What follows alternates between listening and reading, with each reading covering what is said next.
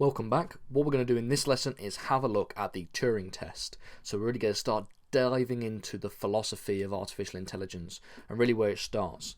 So in the last lesson we looked at the definitions of computation and a computer and the definitions of artificial intelligence, as well as trying to distinguish between strong artificial intelligence and weak artificial intelligence.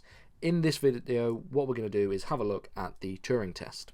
So, in this lesson more specifically, we're going to have a look at who Alan Turing was, why he's important to computer science and the philosophy of artificial intelligence. We're going to look at his paper, Can a Machine Think?, which is hugely influential and really almost kickstarted the philosophical movement behind the idea of thinking machines, especially the sort of modern understanding of the philosophy. We're going to have a look at his imitation game, really a way to work out whether or not a machine can think, and how it eventually turned into the Turing test. And then we're going to finally look at really what the Turing test means, what's the significance of the Turing test, before we go into the criticisms in the next lesson. So who was Alan Turing? Well, this is Alan Turing right here, in picture form. So Alan Turing is known today as almost the father of modern computer science and computation. He was born in 1812 and died in 1954, and it was during World War II that he really made his name. He worked for the UK Government Code and Cipher School at Bletchley Park, and he played a key role in cracking Enigma, which was the Nazi code, a code-making device. I spelled device wrong there, which is really embarrassing. Anyway, the Nazi code-making device believed to be unbreakable, and he used computation to work it out. After the war, he also wrote extensively on the issues of whether or not a machine can think. So he wrote in his paper in 1950, Can a Machine Think? So he asked this question. So he begins at, he believed that the first step to answering the question whether or not can a machine think was not to define our terms. So normally people would go about saying, well, can a machine think? Well, let's first have a look, what do we mean by a machine and what do we mean by thinking? Once we've defined these terms, then we can work out whether or not a machine can think. Turing didn't think that that was a particularly useful starting point. He believed that this was counterproductive. He believed that it would, in defining our terms, we'd have just issues with their definitions and thus taking away from the actual question at hand. So rather than, if we were to start by defining our terms, the idea of a machine and the idea of thinking, we'd end up just disagreeing in the philosophical community. We'd just end up disagreeing about, the definitions rather than disagreeing about whether or not they can actually think.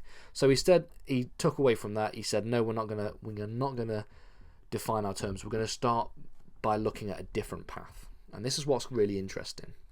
So instead, he begins by asking another question in order to come to some conclusion with the original question. And he calls this the imitation game. So Turing says that we can describe the problem in the form of a game in which there are three players. You've got player 1, or player A, who is a man. You've got player B, who is a woman. And you've got player C, who is an interrogator, who can be either sex, okay?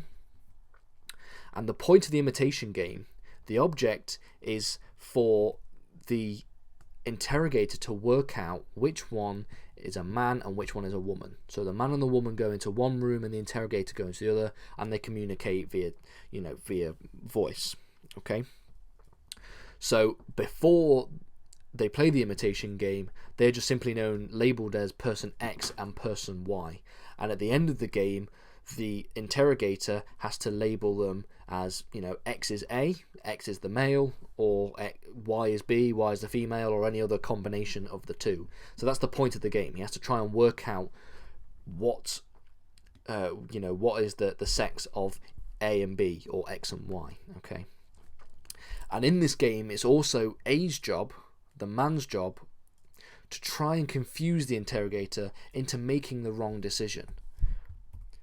And Turing says that what will happen if we just replaced A with a machine and replaced the object of the game, rather than trying to decipher which one is a man and which one is a woman, could we work out which one is a machine and which one is a human.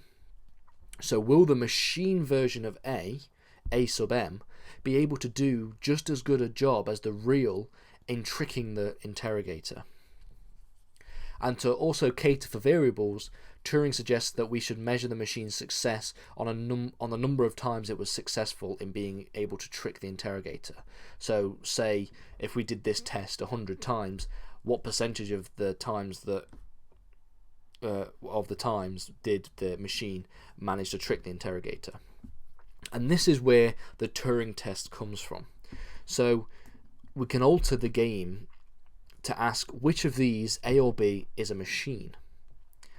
And this version became known as the Turing test. And if we try to work out on, a more pragmatic, more modern understanding of the Turing test, we could look at it a little bit like this. Suppose you're texting two people, person A and person B. One of them is a human and the other one is a machine, is a computer. The machine is programmed to trick you into thinking that it's a human.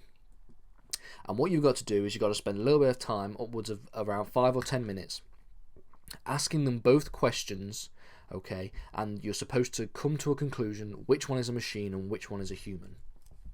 And it's believed that the computer will pass the test, it will pass the Turing test, if you cannot reliably know which of them, A or B, is a computer. And if it passes the test, it passes the test for intelligence. The idea that this machine is intelligent, it is artificially intelligent if it passes the Turing test. So this is the sort of benchmark for trying to work out whether or not the computer can think. Turing concluded in his paper by suggesting that the original question, can a machine think, he said that it was meaningless and it didn't deserve any discussion, which is kind of annoying, seeing as this is the central thesis of this entire course. But we'll skip over that remark made by Turing. So, what can we really take from the Turing test? What can we understand it to be implying? So there's two ways we can read into the Turing test. We can take a constitutive claim, or we can take an evidential claim. So the former, we could suggest that the Turing test and passing the Turing test is constitutive of intelligence, i.e. it means that an intelligent machine must pass the test in order to be truly intelligent. However, not many people really accept this view. It's not really accepted in the paper itself. It's not really, it's more of a general understanding. In the latter, we could say that the test, passing the Turing test, is simply evidence of intelligence. So it's a sort of a base mark understanding. So one reading is a lot stronger than the other. So you have the constitutive claim, which claims that you have to pass the test in order for a machine to be deemed intelligent, or you've got the claim where if a machine passes the test, that's some evidence of intelligence, but it doesn't necessarily prove intelligence either. So that's really what we could look at with the Turing test. For the discussion, is the Turing test correct? Is he correct in saying that it will either constitute or be evidential to a machine having intelligence? Is that a correct understanding? Okay. Will the Turing test either yield an evidential claim about a machine's intelligence, or will it be more stronger? Will it actually constitute being an intelligent machine if it passes the Turing test? This is a very interesting discussion. Can you also think of anything which could possibly pass the Turing test today? That's a very interesting question, because there's a lot of controversy about whether or not something could pass the Turing test today. And really, if so, what would it be? Leave that in the discussion section. So what could pass the Turing test today? In the next lesson, we're going to look at the critiques and the problems with the Turing test, and we're going to apply this again to the film Ex Machina and how they understood the Turing test, since that was effectively the whole plot of the film.